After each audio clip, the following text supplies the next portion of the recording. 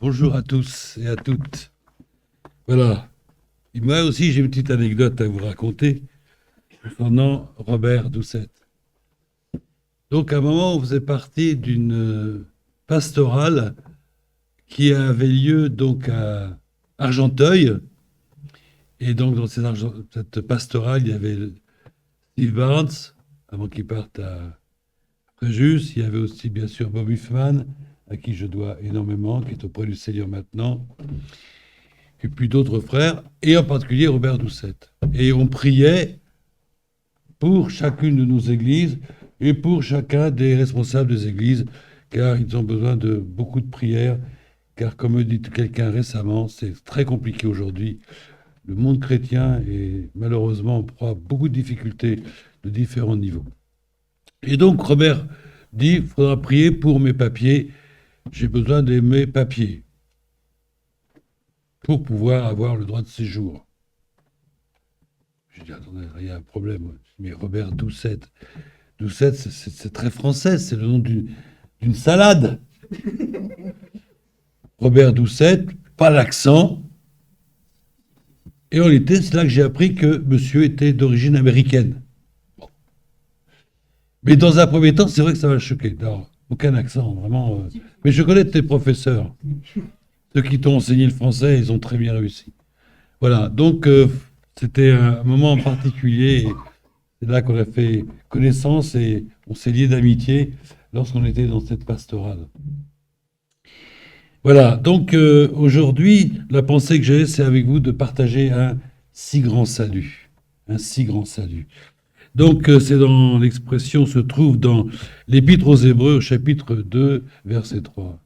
C'est vrai que nous avons un Dieu qui nous a donné un si grand salut. Et plus on étudie un peu ce salut, on découvre que dans notre Dieu, dans sa pensée, sa vision, sa conception et sa réalisation, tout est parfait dans le plan du salut. Tout est parfait. Et puis, pour nous, c'est merveilleux de savoir que notre salut est parfait et que nous sommes dans ce salut pour ceux qui l'ont accepté. Et puis donc ce plan du salut, qui est donc parfait, se termine par cette déclaration formelle du Christ, tout est accompli. Voilà. C'était donc Hébreux, chapitre 2, verset 3, si je ne me trompe pas. Voilà, donc on voit, c'est ça, ce salut est parfait. Et lorsqu'on examine les pensées de Dieu, on essaie de comprendre sa pensée au travers de ce salut, on est dans l'admiration la plus totale. Et c'est pour ça que Paul, dans 2 Corinthiens 5, 17, nous dit « Si quelqu'un est en Christ, il est une nouvelle créature, les choses anciennes sont passées, voici, toutes choses sont devenues nouvelles. » Et là, on a ici la conséquence parfaite de ce salut, quelqu'un de nouveau. Et l'expression était une nouvelle créature, en réalité, paraît-il, c'est plutôt une nouvelle création. Voilà, c'est ce cri de victoire que nous pouvons avoir. Alors, j'essaye de comprendre, comme je pense pour vous, des différentes facettes de ce salut. Et je sais qu'un jour, lorsque nous serons près du Seigneur, nous verrons toute l'étendue de ce salut, choses que nous connaissons et choses que nous ne connaissons pas, car nous ne connaissons pas tout de la manière dont le Seigneur nous a gardés, protégés, afin que nous puissions connaître la vie éternelle. Et donc, dans l'Apocalypse, comme j'ai lu un passage tout à l'heure, je crois que notre louange et notre adoration sera d'autant plus grande que nous comprendrons toutes les facettes de ce salut. Et je suis dans l'admiration dans ces hommes de l'Ancien Testament, où il est dit dans 1 Pierre 1, 10 à 12, ce salut, bon, les hommes de l'Ancien Testament, a fait l'objet de leur recherche, de leur investigation, des prophètes qui ont annoncé d'avance la grâce qui vous était destinée. Ils n'avaient pas le Nouveau Testament, mais ils cherchaient au travers de l'Ancien Testament toutes les pensées, les passages qui pouvaient expliquer ce salut à venir. Et actuellement, je disais tout à l'heure, pour des jeunes, ils sont en train d'expliquer la valeur des prophéties. Et malheureusement, il y a beaucoup de choses au niveau des prophéties qui ne sont plus tellement mises en avant pour des raisons diverses, puis ce n'est pas le moment de l'expliquer. Ils cherchaient à découvrir à quelle époque et à quels événements se rapportaient les indications données par l'Esprit de Christ. C'était des chercheurs. Ils voulaient connaître, ils voulaient savoir. Et je pense que pour beaucoup d'entre eux, Ésaïe 53 par exemple, est la démonstration de ce qu'ils ont compris. C'était une recherche merveilleuse, et pour eux, ils voulaient connaître ce si grand salut.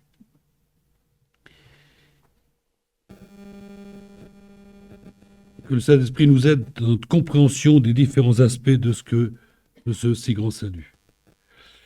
Alors les apôtres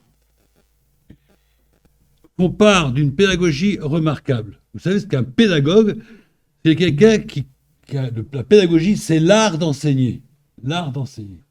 Alors les apôtres, merveilleux, on va le voir. Mais pour moi, le prince des pédagogues, c'est le Seigneur Jésus. Et pour le prof que j'étais pendant 35 ans, c'est un aspect qui m'a beaucoup intéressé.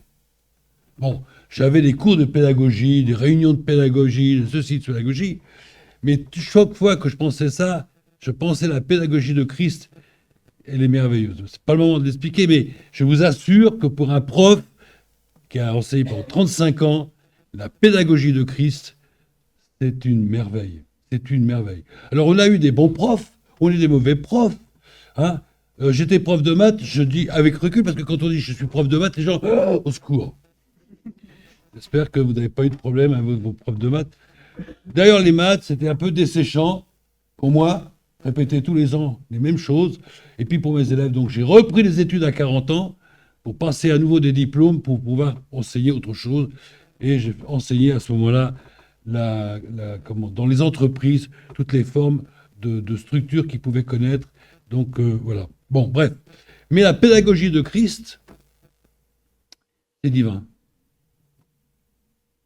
Alors, vous avez peut-être remarqué que dans la pédagogie de Christ, dans les évangiles, quelquefois, il y a le même récit.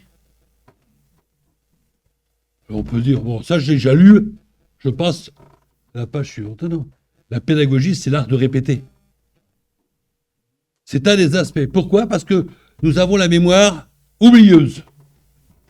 Donc on le lit, c'est expliqué dans un évangile, ça va être expliqué dans un autre évangile, avec peut-être des différences dues à la personnalité de l'écrivain, guidé par le Saint-Esprit.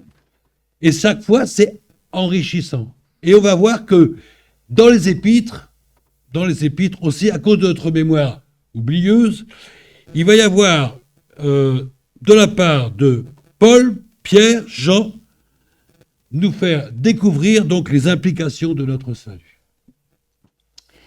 Et ils vont faire d'une manière forte et systématique et logique notre situation devant Dieu avant et après notre régénération.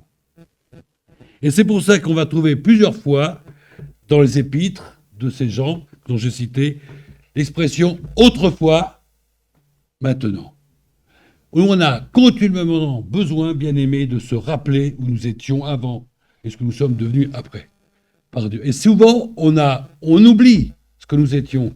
Et quand on a cette conviction de ce que nous étions avant et ce que nous sommes devenus en Christ, la louange arrive. La louange arrive. Trop souvent, on vit dans une vie chrétienne où on est dans le maintenant. Mais on oublie, et les apôtres font insister sur ce que nous étions autrefois avant. Donc cette expression, on va la voir dans plusieurs passages dans nos Bibles. La première, le premier groupe se trouve dans l'épître aux Éphésiens, chapitre 2, verset 1.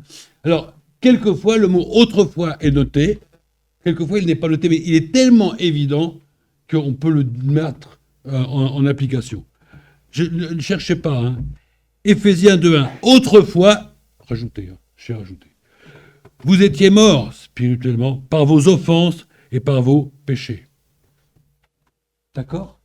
Voilà, on était morts. C'est pas mort physique, oui, c'est l'heure du péché, mais une mort spirituelle. Autrefois, nous étions tous condamnés à l'enfer. Autrefois. C'est bon de se rappeler ce que nous devions obtenir à cause de notre péché. Éphésiens 2, versets 5 et 6. Maintenant, nous qui étions morts par nos offenses, Dieu nous a rendus vivants ou vivifiés avec Christ. Quelle différence de statut, mes bien-aimés, de la mort éternelle à la vie éternelle. autrefois, maintenant. Dans Romains 5, verset 9, maintenant, c'est écrit, nous sommes justifiés, rendus justes par son sang, le sang de Christ, le sang de la nouvelle alliance. Maintenant. Encore, Romains 5, 11, notre Seigneur Jésus-Christ, par qui maintenant nous avons obtenu la réconciliation. Et dans Romains 8, 1, il n'y a donc maintenant aucune condamnation pour ceux qui sont en Jésus-Christ. Vous voyez, il faut que nous rappelions ces pensées. La louange, l'adoration le dimanche matin, que le Seigneur nous encourage. Nous avons été sauvés pour servir. Et quel est le premier service que les chrétiens doivent faire? Louer et adorer. Dans l'entretien de Christ avec la Samaritaine, on a une découverte incroyable. Dieu cherche des adorateurs. Comme s'il n'en avait pas assez dans les cieux. Des anges, non. Il veut d'abord le nôtre. Pourquoi? Parce que justement, notre cri, c'est la joie d'être sauvé, le bonheur d'être sauvé. Ce que les anges ne savent pas. Les anges ne sont pas sauvés. Ils ont ou choisi ou l'un ou l'autre, mais il n'y a pas la pensée du salut. D'ailleurs, je crois que c'est l'Église qui, par ses louanges et par son adoration, explique, enseigne les anges sur ce qu'est la grâce. Il y a donc maintenant, aucune condamnation pour ceux qui sont dans Jésus-Christ. Ainsi, la base de tout changement de condition aux yeux de Dieu passe en premier lieu et obligatoirement par l'obtention de ce salut en Jésus-Christ. Est-ce que nous pouvons tous dire ici, autrefois et maintenant? Est-ce que certains d'entre nous seraient encore dans l'autrefois? Il y a une conséquence. Car à chaque fois qu'on étudiera un sujet, vous verrez, il y a toujours une conséquence. Conséquence, aujourd'hui pour chacun, si ce n'est pas encore le cas, peut finir son autrefois et commencer un maintenant. C'est ça, autrefois, maintenant. Éphésiens 2, verset 2, vous marchiez autrefois selon le train de ce monde, c'est-à-dire selon le système, selon les principes de ce monde, selon le prince, le chef, le maître de la puissance de l'air, c'était Satan, et l'esprit qui agit maintenant dans les fils de la vie. Autrefois. Alors bien sûr, pour nous, quand nous sommes convertis jeunes, merci Seigneur, c'est une grâce.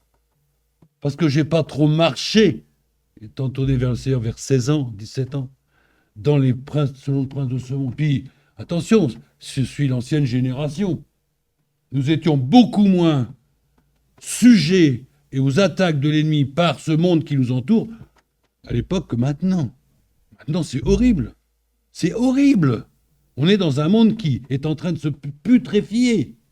Il sent déjà la mort. Ce prince de la puissance de l'air, cet esprit qui agit dans les fils de la rébellion, c'est Satan. Et tous les royaumes de la terre qu'il dirige en sous-main lui appartiennent. Vous le savez. Quand Satan a dit au Christ, lors des 40 ans dans les airs, « Adore-moi et je te donnerai tous les royaumes de la terre », est-ce que le Christ a dit « Ah non, ça ne t'appartient pas hein ?» Non, il n'a pas dit ça. Parce que le monde est entièrement sous l'autorité de Satan. Et quand on voit ce qui se passe à tous les niveaux, je trouve que nos dirigeants sont d'une hypocrisie. C'est incroyable. Et là, il n'y en a pas un qui est meilleur que l'autre. Et c'est eux qui nous entraînent. Et nous, peuple de Dieu, nous sommes là pour résister. Résister, c'était le mot qui était gravé sur la marge de la pierre, de la... comment c'était? Voilà. À Tour de Constance. Résister. Résister. Elle, c'était pas au système politique ou économique, je ne sais pas quoi. C'était à cette pression qu'elle avait que si elle se convertissait, elle sortait de cette prison. Elle est restée, je crois, 30 et quelques années. Vous vous rendez compte? Résister, résister. C'est dur de résister dans ce monde si nous n'avons pas l'aide du Seigneur et l'aide de l'Église. C'est ma maison. Il n'y a que là où il y a la vérité. J'espère, bien sûr. Et les hommes ignorent malheureusement qu'ils sont les proies de ce système. Et je fais un parallèle avec Pharaon et le peuple juif. Vous savez, Pharaon, qui retenait le peuple juif avant l'Exode, il est dit que c'était une fournaise de fer. C'était une fournaise de fer. Et où nous en sommes aujourd'hui? Ce n'est pas une fournaise de fer? Quand on lit les nouvelles, mais c'est épouvantable, mais épouvantable. Épouvantable. Galates 1,4. Maintenant, je l'ai rajouté, notre Seigneur Jésus-Christ qui s'est donné lui-même de nos péchés pour nous arracher du présent siècle mauvais, selon la volonté de Dieu. Arracher. Nous avons été arrachés. Vous avez déjà arraché les mauvaises herbes? J'ai toujours des mauvaises herbes. Hein. Ça pique des fois. Hein. Surtout quand c'est des ronces, des orties. Dieu nous a arrachés de ce présent siècle mauvais. Ça, c'était avant, nous étions dans une terre de mort. Il nous a arrachés pour que nous puissions être pour toujours avec lui. Conséquence, ma vision de ce monde perverti. Galates 6,14, la croix de notre Seigneur Jésus-Christ, par qui le monde est crucifié, pour moi comme je le suis pour le monde. Nous n'avons plus les mêmes valeurs. Ce monde est crucifié pour moi. Il est mort. Et si je suis dans le monde, bah oui, on travaille, on étudie, on est encore là, dans ce monde, mais je ne suis plus du monde. Ce monde est crucifié. Et bien sûr, moi, je suis crucifié par ce monde. Parce que je ne suis pas quelqu'un qui se plie à sa volonté, à son système. Et quand vous voyez, vous avez une vie chrétienne digne de ce nom, avec des amis, des gens qui sont plutôt intéressés par l'argent, il m'est arrivé une chose terrible. J'avais 16 ans. Mon voisin, un jeune garçon, avec qui j'étais très ami, Daniel, a été au Contamine de Montjoie. C'est là qu'il a fait ses premiers pas avec le Seigneur, ok? Et il me dit, Robert, j'étais dans une colo, c'est extraordinaire, c'est merveilleux. C'était vrai, en plus, c'était vrai. C'était vrai. Je m'y suis régalé une année. J'ai tellement aimé que j'y suis arrivé une deuxième année. Et là, j'ai vu des gens qui étaient pour moi des montagnes spirituelles, vous voyez. Bref.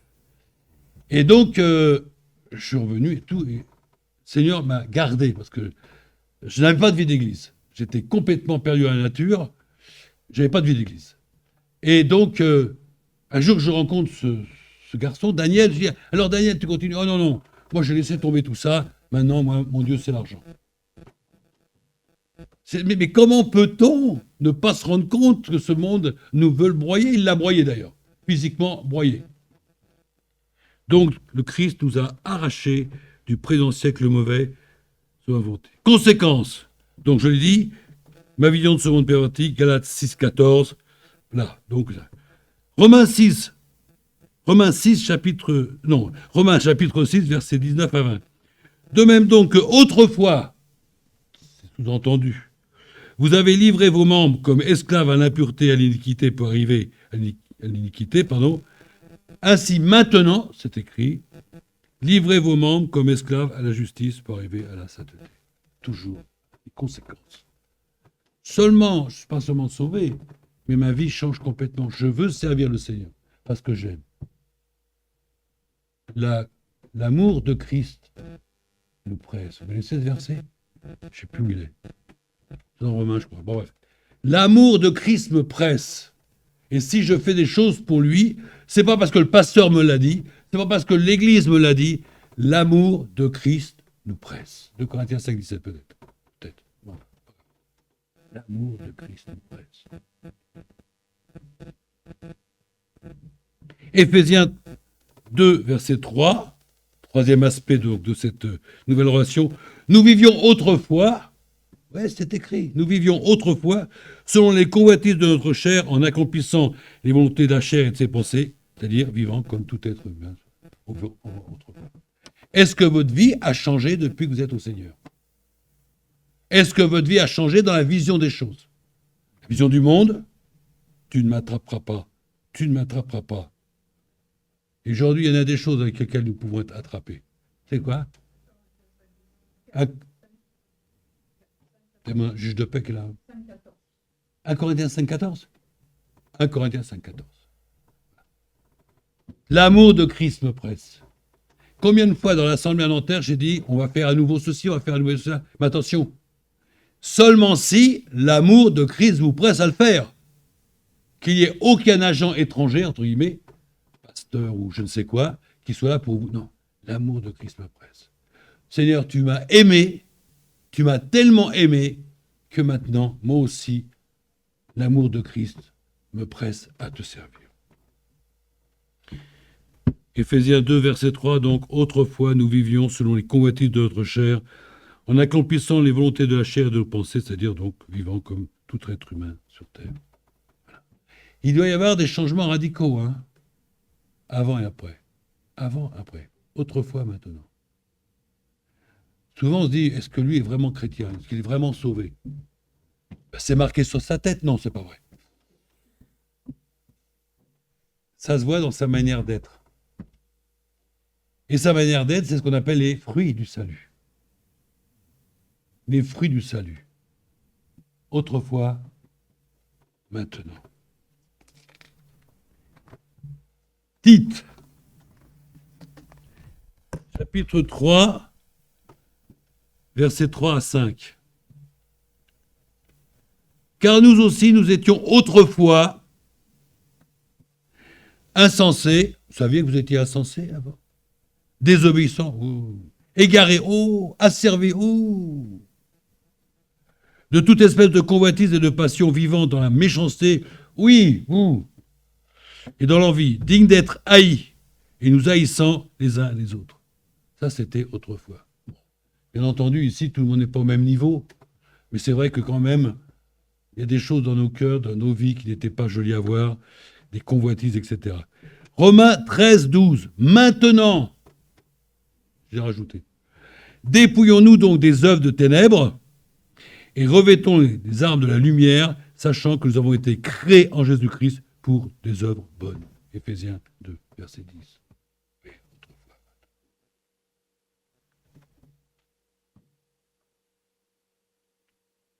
Il nous a ressuscités ensemble et assis ensemble dans les lieux célestes, c'est-à-dire qu'on doit vivre comme des célestes.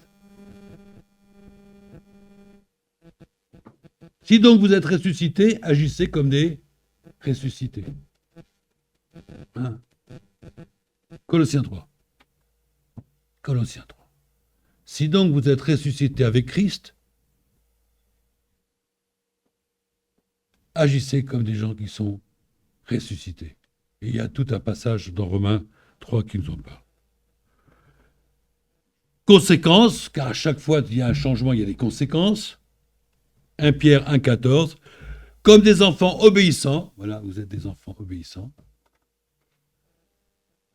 Ne vous conformez pas aux convoitises que vous aviez autrefois, quand vous étiez dans l'ignorance, mais maintenant, puisque vous êtes appelés à être saints, vous aussi soyez saints dans toute votre conduite. Il y en a des conséquences. Est-ce qu'on a la pensée d'aller jusqu'au bout de ces conséquences? De ce maintenant que le Seigneur nous donne de vivre? Ah, Colossiens 3.2, c'est ça. Si donc vous êtes ressuscité avec Christ, cherchez, affectionnez-vous aux choses d'en haut, et non à celles qui sont sur la terre. J'ai noté, soyons des investisseurs, non pas dans le Bitcoin, mais dans les valeurs spirituelles. Est-ce que vous avez cette vision que vous pouvez investir? Le Seigneur Jésus en parle. Là où la rouille ne rouille pas et les voleurs ne dérobent pas. Quelles sont ces valeurs spirituelles que nous pouvons déjà engranger? Vous avez une idée? Non? Ce sont, je pense, tout ce qui était en Christ. Les fruits de l'esprit. C'est ça. J'investis dans l'amour pour l'autre. J'investis dans la foi. J'investis. Ces choses, elles sont dans un coffre-fort inattaquable. Ça, on l'a dans l'épître de Pierre. Il faut bien comprendre que lorsque nous allons mourir et ressusciter, nous allons avoir un capital. Et si nous n'avons pas investi, ben notre capital sera moindre. Alors il y avait un frère, Rav Chalis, un ami, qui disait, certains vont entrer dans l'éternité avec un hocher. Ah oui, avec un hocher. C'est un bébé, il a été un bébé spirituel toute sa vie, il n'a pas investi, il arrive là, il a son rocher, il est content. Le bébé, quand il a son rocher, il est super content. Et Ralph disait, je ne me contenterai pas d'un rocher, je veux tout. Nous sommes des investisseurs, là je parle très sérieusement. Nous sommes en train de construire un trésor avec l'aide de Dieu pour l'éternité. Et c'est pour ça qu'il dit que l'entrée dans les lieux célestes vous sera richement accordée. Ça serait un autre sujet d'étude, mais c'est très important. Est-ce que j'investis pour le Seigneur dans une croissance spirituelle? Soyons des investisseurs dans les valeurs spirituelles. Quatrième point, Éphésiens 3:3. Nous étions par nature des enfants de colère. Nous étions, Colossiens 1, 21, 22, vous étiez autrefois, toujours les mêmes pensées, étrangers et ennemis par vos pensées, par vos mauvaises œuvres.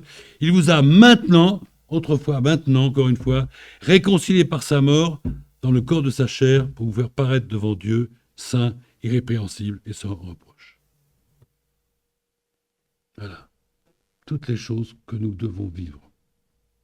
1 Jean 3:2, bien-aimés, nous sommes maintenant enfants de Dieu. Nous sommes maintenant enfants de Dieu. Vous voyez le changement? Le gap, ça s'appelle, je crois en anglais, différence de niveau. Le gap. Autrefois, maintenant. Comment ne pas louer le Seigneur et adorer le Seigneur quand on voit toutes ces choses qu'il nous a données? Comment peut-on ne pas le louer, l'adorer? Et si le Seigneur n'était pas intervenu dans ma vie, où j'en serais? Où j'en serais? Est-ce que je serais encore quelqu'un qui se moque de Dieu? Qui n'a aucune pensée des valeurs spirituelles?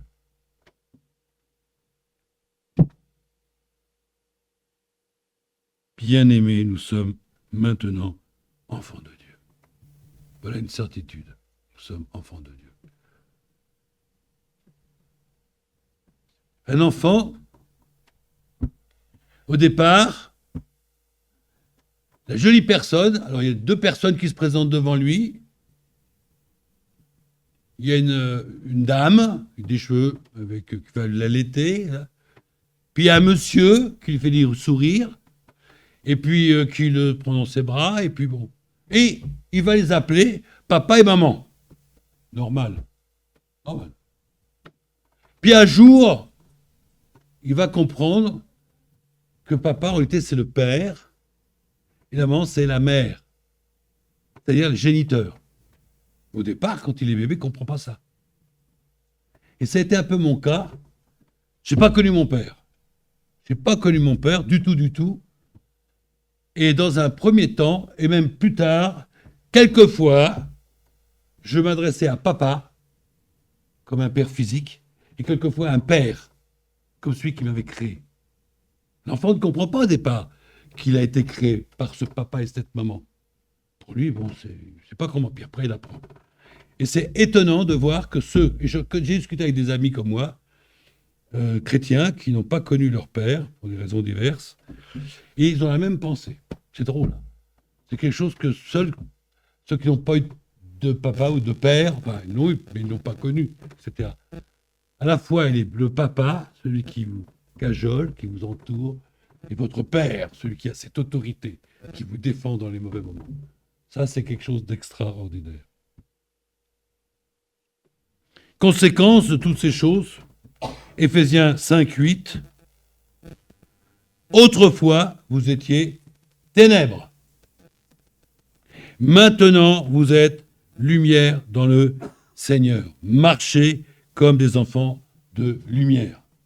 Je pense que j'ai donné suffisamment de versets pour bien vous faire comprendre la différence entre autrefois et maintenant. Vivez à fond votre maintenant, à fond. Et tout ce qui peut le bloquer, le diminuer, doit être chassé. Je veux être à fond dans ce maintenant que Dieu m'a donné, maintenant sur terre et plus tard dans les cieux. Et j'assiste, nous sommes des gens qui faisons des placements spirituels. C'est le Seigneur qui l'a dit. Amassez-vous. Oui ou non? Oui ou non? Il a dit ou de ne pas nous amasser des trésors dans les cieux? Attendez, vous avez un problème là. Vous avez tous une banque, non? Crédit Lyonnais, Société Générale et tout. Vous avez une banque spirituelle céleste. Amassez. Ça, c'est le premier point. C'était donc le premier groupe de bénédiction, une nouvelle relation avec Dieu par Jésus-Christ, autrefois, maintenant. Il y a un deuxième groupe de bénédiction qui est peut-être moins évident, mais qui est aussi très important. Notre intégration dans les bénédictions données au peuple juif. Mon épouse et la femme du rabbin de Nanterre étaient donc devenues amies parce qu'elles avaient donc les enfants du même âge. Et donc, ma femme a témoigné à cette femme combien nous aimions le peuple juif. Et je pense qu'un chrétien aime le peuple juif. Malheureusement, aujourd'hui, à cause de beaucoup de choses, l'attitude de M. Netanyahou et les faucons de là-bas, et tout, je ne veux pas le savoir. Ça. L'alliance de Dieu avec Abraham, Isaac et Jacob reste la même. Quand Dieu a vu en Égypte son peuple souffrir, il a eu de la compassion pour ce peuple. Mais des peuples qui souffrent, il n'y a que ça sur terre. Mais il est dit, il se souvint de l'alliance qu'il avait faite avec Abraham, Isaac, Jacob. Israël a tenu au cours des millénaires uniquement par cette alliance que Dieu a conclue avec Abraham, Isaac, Jacob. Et tant que cette alliance restera, et comme elle est éternelle, eh bien, il y aura donc cette bénédiction sur Israël. Je ne parle pas du peuple. Quand le peuple est sorti d'Israël, d'Égypte, il était complètement polythéiste. Hein. Il y a trop de passages dans le livre de l'Exode qui montrent qu'ils étaient complètement polythéistes. Ils avaient accepté tous les dieux d'Égypte. L'histoire du veau d'or en est la démonstration. Et donc, il a fallu que Dieu réapprenne avec Abraham, avec Moïse, le monothéisme qu'ils avaient oublié. Parce qu'Abraham était monothéiste et Jacob aussi. Et ça va être un apprentissage terrible, entre guillemets, au travers des 10 commandements et ensuite au travers du tabernacle. Dieu veut que son peuple redevienne monothéiste et non pas polythéiste. Donc, bref, toujours est-il que tant que cette gloire de Dieu sur son peuple est là, eh bien, ce peuple est protégé. Qu'on l'aime ou qu'on ne l'aime pas, c'est pas notre problème. C'est pas notre problème. Et malheureusement, aujourd'hui, il y a beaucoup de peuples, de gens qui boycottent Israël parce qu'il y a effectivement des choses qui ne sont pas justes. Bon, bref. Donc, dans Romains 11, 24, Paul nous rappelle aux chrétiens de Rome, comme à nous aujourd'hui... Oh, pardon, excusez-moi, je termine avec mon rabbin. Donc, l'épouse, Marie, de ce rabbin, voyant combien nous aimions ce peuple, nous dit, eh bien, je crois que ça serait bien que vous rencontriez mon mari, donc le rabbin de Nanterre. Alors, je me prépare. Premièrement, je prie, parce que je ne savais pas comment ça allait se passer. Hein. Et deuxièmement, j'ai dit, je vais y aller avec la traduction Zadok-Kan, car les Juifs ont une traduction spécifique, qu'on appelle la traduction Zadok-Kan, qui part du texte massorétique daté de l'an 1000, et toutes les traductions sont faites à partir de ce texte. Donc, cette traduction française, Zadok-Kan. J'y vais avec ma Bible Zadok-Kan, et puis je toque. Voilà. Monsieur Grenet, mais oui, je suis content de vous rencontrer. Entrez, donnez-moi quelques instants, je termine de préparer un enfant pour la bar mitzvah. Vous voyez, la bar mitzvah, 13 ans, l'enfant donc devient fils de la loi. Ce qui veut dire que maintenant, il doit être sous l'autorité de la loi et obéir à la loi, à 13 ans. Ils ont choisi une date, 13 ans. Chacun dit, c'est trop tôt, trop tard, c'est pas grave. Il revient, et je vois l'enfant qui part, et il me dit, ah, monsieur Grenet, vous connaissez donc un peu toute l'histoire du peuple juif? Je dis, oui, un peu. Il dit, à l'époque de Jésus, il dit pas le Christ, hein, de Jésus. Il faut comprendre que c'est pas le Messie. Vous savez qu'il y avait plusieurs groupes juifs à l'époque, plusieurs sectes. Je dis, où est-ce qu'il va m'emmener là? Il me dit, bon, je suis un véritable pharisien. Ouh! Car les pharisiens, c'est encore un groupe qui existe. Ils n'ont pas disparu, hein. Ils existent encore. Ce sont des hommes pieux qui veulent absolument obéir aux commandements de Dieu. Donc, c'est des juifs un peu orthodoxes. C'est pas les autres avec leur chapeau un peu bizarroïde et leur longue tresse sur les épaules, là. C'est quand même... Et alors, donc j'ai pu lui dire que j'aimais ce peuple. Et je lui ai dit que mes racines en tant que chrétien venaient de vous. Le salut vient des Juifs, et je suis quelqu'un qui sait très bien que tout ce qu'il a comme sève vient d'Abraham, d'Isaac, Jacob, David, etc., etc.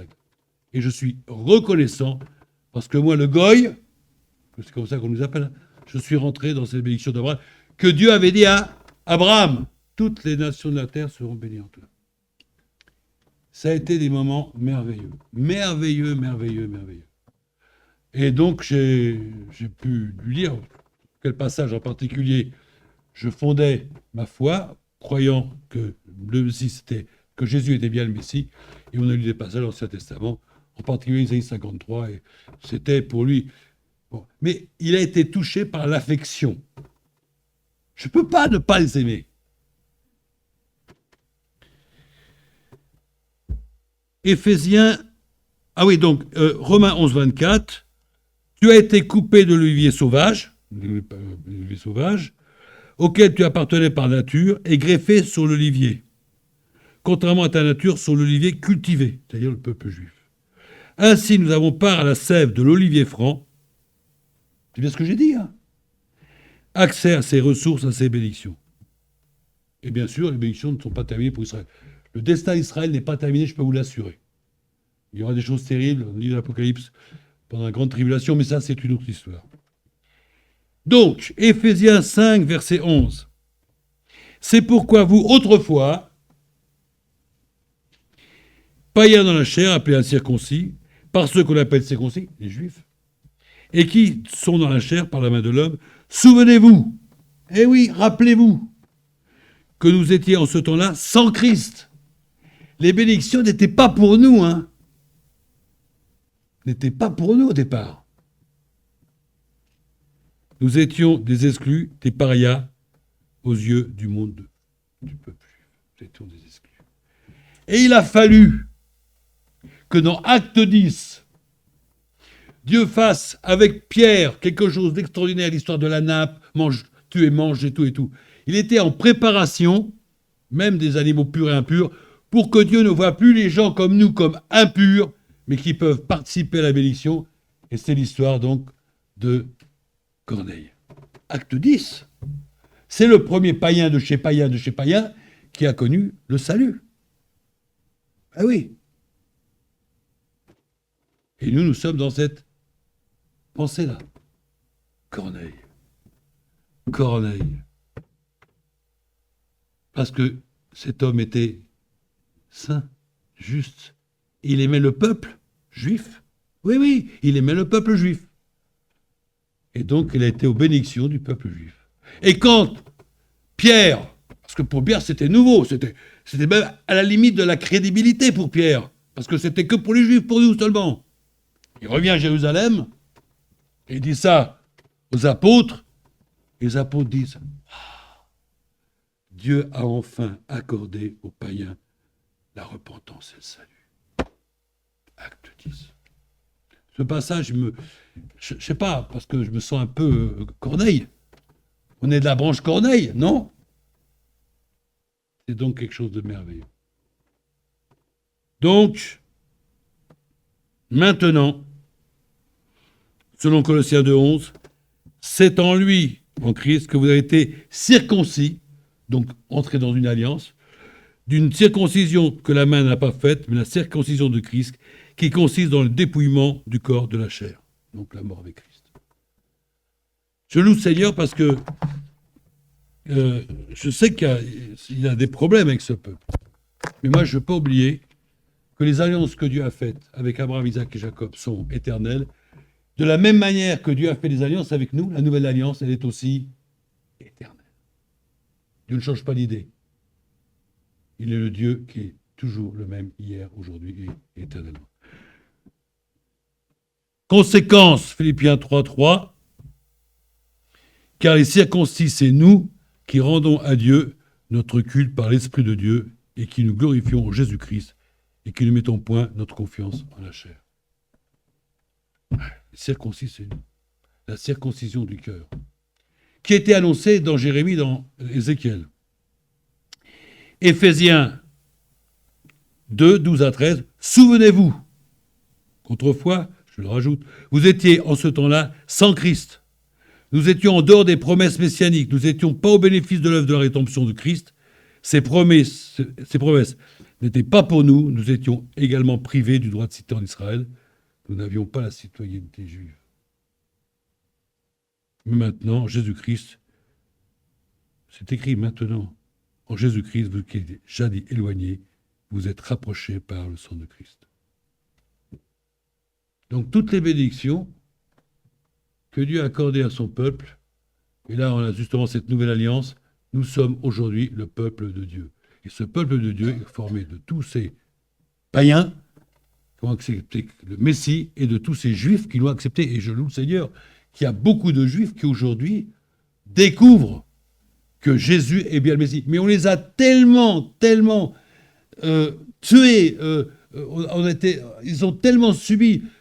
Je lisais tout récemment un livre qui parle des croisades. Faut savoir un peu, hein. Je suis pas un croisé. Hein.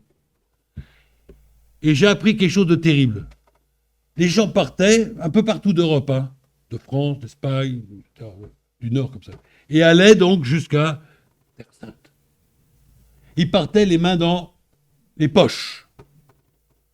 Comment faisait-il pour se nourrir ? C'est très simple. On cherchait les Juifs. On cherchait les Juifs, déicides. On les tuait et on prenait leur victoire. C'est beau, hein, cette fameuse croisade. C'est beau. Enfin, sinon, c'est affreux. C'est affreux plutôt. Hein. Voilà. C'est terrible. Maintenant, c'est écrit en Jésus-Christ, nous qui étions éloignés, nous ont été rapprochés par le sang. Et je suis tellement heureux. Il y a un verset qui m'a toujours profondément touché. Et je loue le Seigneur. Et ça me fait mal, ça me fait chaud au cœur, pardon, pas mal, mais chaud au cœur. C'est dans l'Apocalypse de Jean.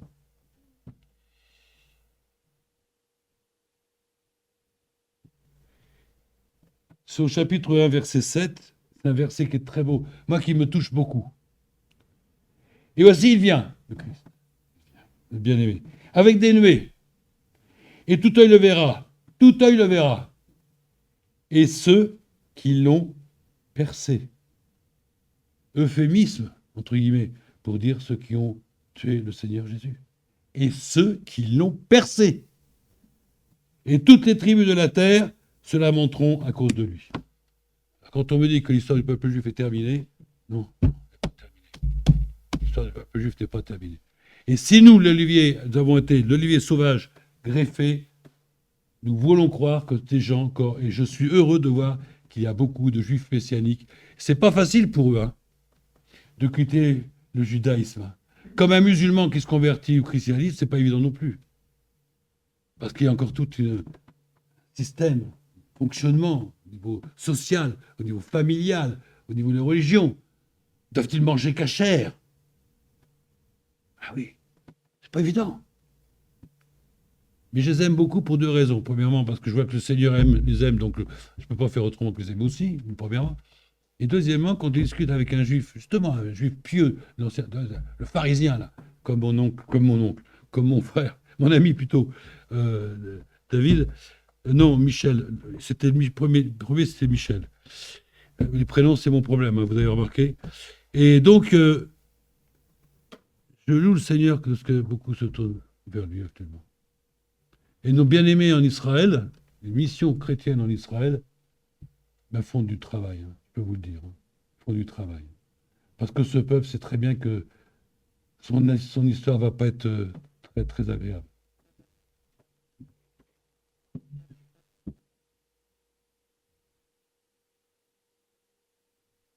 En effet, Christ, Éphésiens 2,14, est notre paix entre juifs et non-juifs, lui qui des deux groupes n'en a fait qu'un et qui a renversé le mur qui les séparait, la haine. Eh oui, attention, hein. Il n'y a plus ni juif ni grec. Hein, dans notre attitude. Je dis ça, je pense que ce n'est pas nécessaire, mais je sais qu'aujourd'hui, il y a trop de choses qui ne sont pas très justes.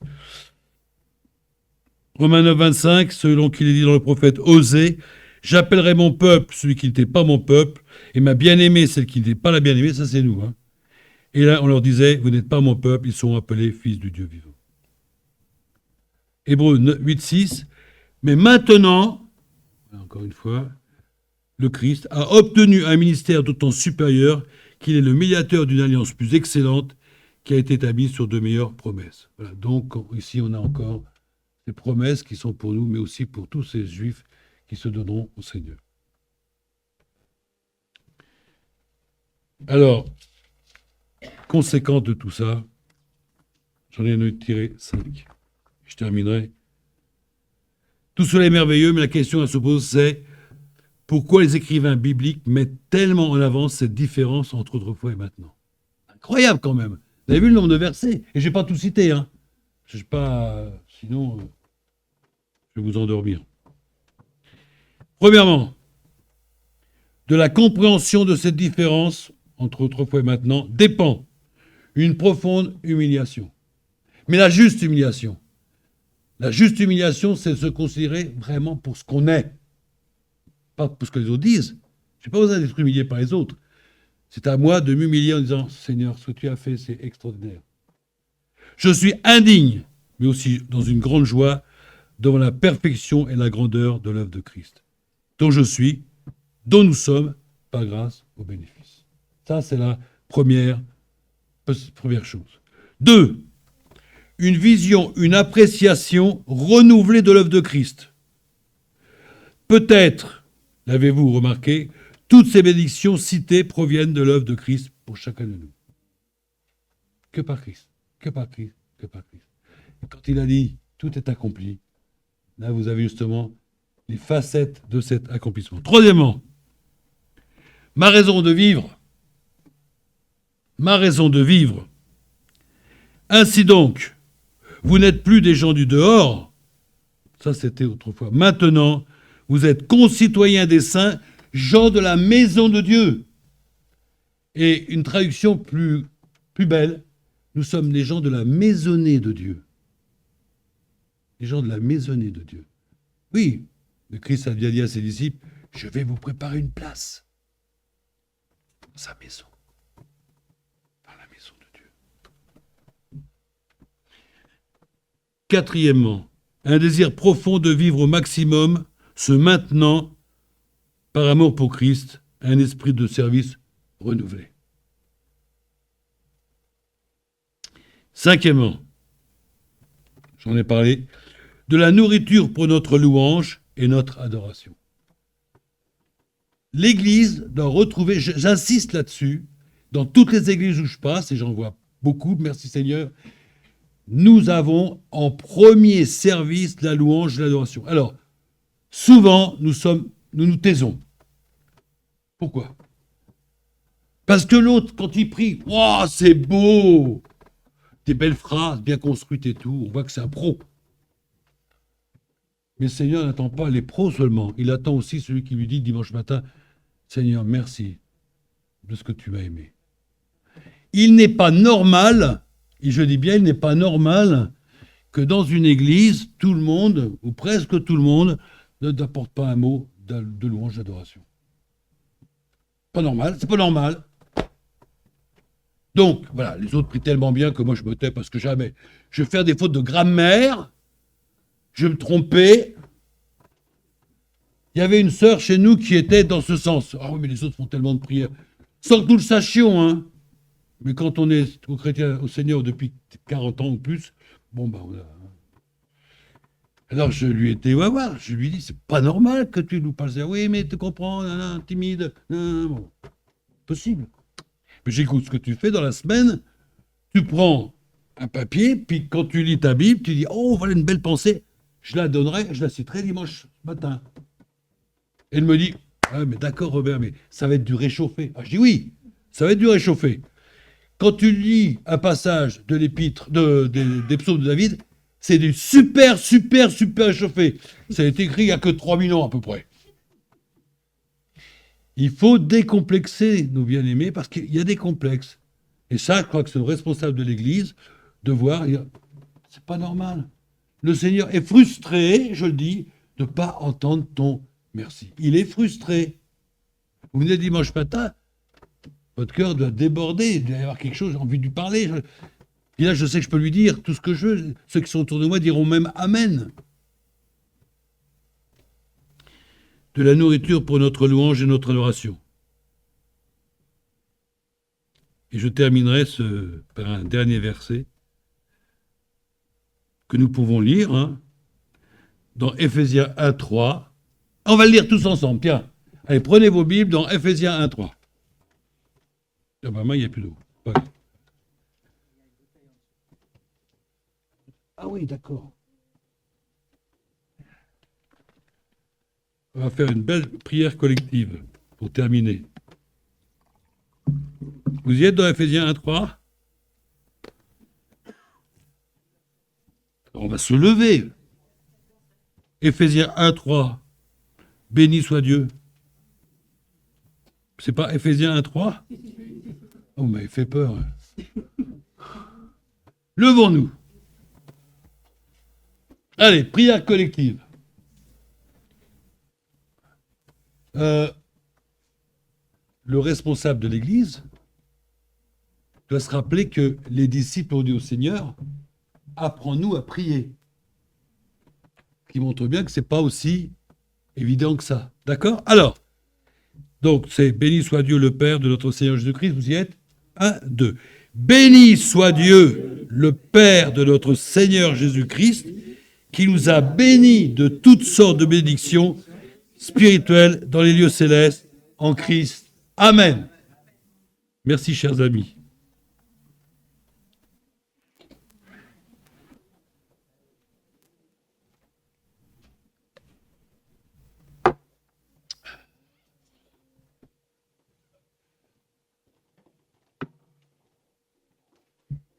Merci beaucoup, frère. Et la parole de Dieu qui nous montre toute sa richesse, tellement de choses à découvrir. Et puis, parce que nous les découvrons, les mettre en pratique, les conséquences, comme notre frère a dit. Comme chaque dimanche, je vous laisse avec la parole de Dieu. Et aujourd'hui, 2 Corinthiens chapitre 13, verset 13, Paul termine cette lettre à ses bien-aimés à Corinthe en disant que la grâce du Seigneur Jésus-Christ, l'amour de Dieu et la communion, la communication du Saint-Esprit soit avec vous tous. C'est ma prière pour chacun d'entre vous. Dieu, dans sa totalité, dans sa trinité, vous accompagne jour après jour cette semaine. Très bon dimanche à chacun. Saluez-vous les uns les autres.